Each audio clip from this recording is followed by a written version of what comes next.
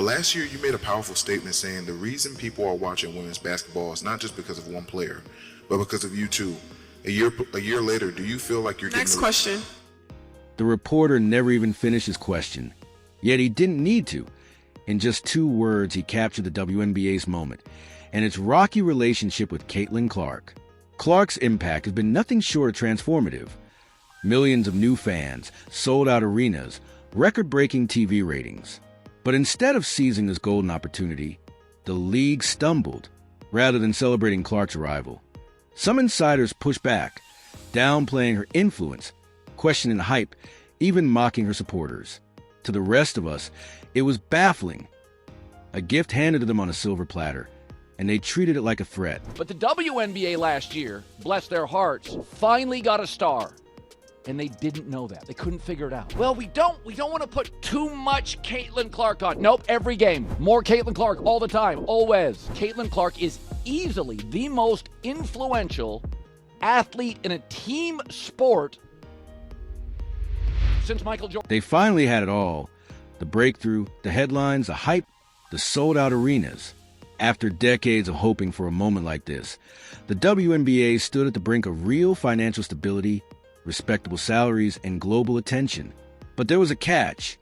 It was Caitlin Clark driving it. For many WNBA veterans, that wasn't cause for celebration. It felt like a funeral. Clark's meteoric rise wasn't a thrilling plot twist. It was a death knell for their own dream. These players had long imagined themselves as the catalyst who'd lift the entire league. Instead, fans showed up, and they showed up for Caitlin. There's levels to this thing, and that's just life. We all went through it. Yeah, Diana. It's been like watching the 5 stages of grief. Denial, anger, the whole ride. And trust me, once you see how it all connects, you'll think it's crazy. It's been sad, it's been ugly, and honestly, it's just looked terrible for the WNBA. But here's the kicker. Something happened. A moment that should have been forgettable, and it flipped everything on its head. Suddenly, the league realizes exactly what's coming, and now they're racing to be on the right side of history. We'll break down exactly what went down in a second. But first, if you're ready to see the WNBA finally cave to Caitlin Clark, hit like and subscribe. Let's rewind the tape. Yeah, the reason why we watching women's basketball is not just because of one person. It's because of me too, and I want y'all to realize that. By this point last season, Caitlin Clark wasn't just a newcomer. She was living rent-free in half the WNBA's collective imagination. She didn't arrive. She detonated. Viewership tripled. NBA arenas sold out. Her jerseys flew off the shelves. Every Fever game became unmissable, with fans queuing for hours and scalpers charging playoff prices for regular season seats. Now, if we say her stats are today, what? 20 points, 8.4 assists, 6 rebounds. That's crazy. But 5 That's crazy. The jealousy kicked in before Clark even laced up her first pro sneakers. The buzz around her was nothing short of generational. She shattered the NCAA's all-time scoring record for both men and women, took Iowa to back-to-back title games, sold out every arena she played in, and drained logo threes as casually as layups. Then came the WNBA draft. No suspense, no drama, just a coronation. She was a clear number 1 pick and the story of the moment. Camera flashes, nonstop press, sponsors circling. And that's when things got strange. The league had seen superstars before: Aya Wilson, Kelsey Plum, Breanna Stewart, MVPs, champions, bona fide icons. But none arrived with this kind of hype, and for many, it stung. Cue stage one of grief, denial. This wasn't mere skepticism. It was outright resistance. From veteran players to the media to league executives, the impulse was to downplay the moment. You could sense the cracks forming before she ever stepped on the court. Caitlin's coming. There's more than just that are coming. What will the league have in store for them when they get there? Look, SVP, reality is coming. If Clark had come in and flopped, or even just been meh, the veterans would have had their "I told you so" moment. The storyline would have written itself. College success doesn't always translate to pros. The WNBA's tougher. The hype cools off, media attention drifts, and the old guard gets vindicated. But that didn't happen. Her debut pulled in 2.1 million viewers, the most watched WNBA game in over 20 years. Every outing saw rating spikes, sold-out crowds, national broadcasts, and jerseys flying off shelves. Clark wasn't just rising to the occasion. She was owning it. And that's when the second stage kicked in, anger. Voting last season. Clark, hammer. 3 Sky players coming over. Here's Clark. Her 29 points gets tripped up. Is good. Kennedy Carter now with 12 points off the bench. It became obvious Clark's pull wouldn't fade. No amount of eye-rolling or media digs would kill the buzz. So the league shifted into damage control mode on the court. Whether consciously or not, veterans started playing with extra bite. Hard screens, off-ball hits, needless contact. And the refs? Their whistles stayed in their pockets. The message was clear. Let her get battered. Let her doubt herself. Game after game, Clark endured the physicality. She emerged bruised, mentally drained, but unbroken. After the Olympic break, she returned stronger than ever, MVP caliber, leading the Fever to victories, shattering assist records, earning first-team All-Star honors. Once the hype was undeniably real, we hit stage 3, bargaining. Suddenly, everyone tried to rationalize this new reality, negotiating with themselves and each other to preserve their pride and status. After all, veterans had dreamed of elevating the league themselves, only to see the spotlight stolen.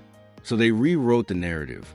It's just the structure of the way media plays out race. So last night we read Time magazine where Caitlin Clark was named Athlete of the Year. Why couldn't they have put the whole WNBA on that cover? The one thing that I cannot deny is the amount of little girls that were showing up to follow her. Little girls with their parents and the fervor and the energy there. Why her? Same thing. Why her? Well, but she was a white girl from the middle of America. They knew attacking Clark outright would backfire, so they went after everything around her. They mocked her fans, blamed the media, and claimed Clark got special treatment. In their telling, her supporters weren't real WNBA fans. If you cheered for Clark, the critics sneered it had to be because of her skin color. Never mind that she led the league in assists as a rookie. Never mind she drew record-breaking crowds and brought more eyes to the game than ever. None of that mattered, because the story they wanted to tell wasn't about her talent. It was about bias. While Caitlin is fantastic and I think she's going to have an incredible career in the WNBA, there are women that were worthy of coverage prior to her arriving, and I just will not be silenced when it comes to that. It was the oldest propaganda trick in the book. Tell the lie loud enough and long enough, and eventually people stopped questioning it. Before you knew it, a chunk of the basketball world was convinced Caitlin Clark wasn't talented, just lucky. But they thought that smear would cool the Clark effect. They were sorely mistaken. One by one, veterans began signing with the Indiana Fever. These weren't cast-offs looking for a paycheck. They were champions with options. Dana Bonner, Natasha Howard, Skylar Diggins-Smith, women with rings and resumes. And they all wanted the same thing, to play in Indiana, not just for the coach or the roster, but for Clark. There was a time when media voices like Cheryl Swoops joked that no one wanted to go to Indiana. Diana Taurasi even dredged up those old rumors. But that narrative has collapsed. Indiana isn't just a destination now, it's the destination. And with that realization, the floodgates opened. For the first time in history, WNBA games will be played in the United Center. The Chicago Sky will host the Indiana Fever at the UC on Saturday, June 7th, and on Sunday, July 27th. First, the Fever upgraded venues. Regular season games moved into NBA arenas just to fit the crowds. This wasn't about parity or playoffs or All-Star Weekend. It was about Caitlin Clark. Suddenly, teams usually in smaller gyms were scrambling for extra seats whenever Clark came to town. Next came the TV blitz. Of Indiana's 44 regular season games, 41 are getting national broadcasts. That isn't cautious exposure. It's full-on saturation, with networks betting the Caitlin Clark show is primetime gold almost every night. And in the preseason, an exhibition game sold out a 15,000-seat arena. No standings, no playoff stakes. Just Clark warming up, and fans happy to pay hundreds just to watch. And the average reported ticket price was $650. Now, if you do the math here and you do 15,000 people times $650, that is almost $9.75 million just for a WNBA preseason game. By then, The Caitlin Clark effect was undeniable, not just hype or marketing, but cold, hard math, money and momentum. For many veterans, the realization stung. Their own teams weren't built around them. Promotion spiked only when the Fever rolled into town. Ticket sales jumped only when Clark played. Broadcasters saw it. Sponsors saw it. Fans saw it.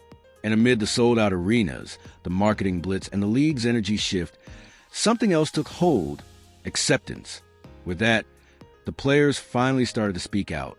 Yes, have we ever had teams have to get into larger arenas to play against a team? No, we have not. So if we have more eyeballs on the game and Caitlin Clark brings that, why would we feel some kind of way because she has more television games? I think we have to understand that when one player eats, we all eat. And as we all get more opportunities, it just opens it up for everyone else. Caitlin Clark a problem, bro. Yeah, she that. I just think about my rookie year, and I think about how I came into the league, and I'm like, bro, it was such a crazy transition for me to just understand what it's like to play at the pro level. And it's like this girl coming in as a rookie and going she broke the record for assists. I don't think people really understand how crazy that is to do as a rookie, your first year doing this. But that's another episode. Shout out to Caitlin, bro. The plays that she was making still, despite all that, was insane. But people were so caught up in the logo threes and the highs, the 23-point attempts per game, which absolutely I understand that. It was so much fun to watch. But I always said she could potentially be one of the best point guards to ever play in the WNBA. Coverage hasn't been flawless. There are still snubs, double standards, and plenty of critics more ready to dissect than to celebrate. But the shift is undeniable. The same outlets that once questioned her every move are now profiling her leadership, her work ethic, and her league-wide impact. The very players who once seemed skeptical are starting to give her real credit. Not just she's good, but she's changing the game. That brings us to the defining moment: Caitlin Clark's homecoming.